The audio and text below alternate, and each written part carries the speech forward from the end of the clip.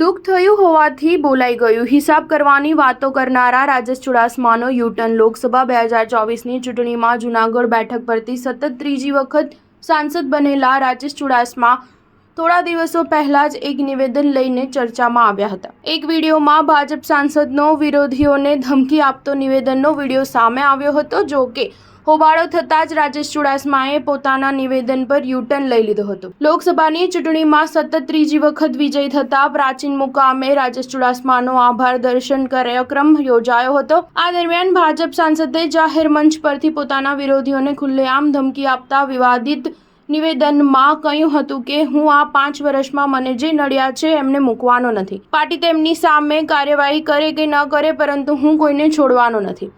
આ ઉપરાંત તેમણે કહ્યું હતું કે છેલ્લા 10 વર્ષ દરમિયાન તમને જે ખાટા ઓડકારો આવ્યા છે એ હવે આગામી 5 વર્ષમાં એક પણ ખાટો ઓડકાર નહીં આવવા દો. જો કે ભાજપ સાંસદના આ નિવેદનનો વિડીયો ખૂબ વાયરલ થયો હતો તેમજ હોબાળો થયો હતો. ત્યારે હવે સાંસદે નિવેદનને સામાન્ય બાબત ગણાવીને યુ-ટર્ન લઈ લીધો હતો. રાજેશ ચુડાસમાએ પોતાના નિવેદનને લઈને કહ્યું હતું કે જે લોકો રાજકારણમાં ન હોય અને ફક્ત પોતાના કામ માટે જ આવતા હોય તેમના માટે આ વાત કહી. આ લોકો વિરોધમાં રહ્યા હોય માટે દુઃખ થયું હોવાથી બોલાઈ ગયું હતું.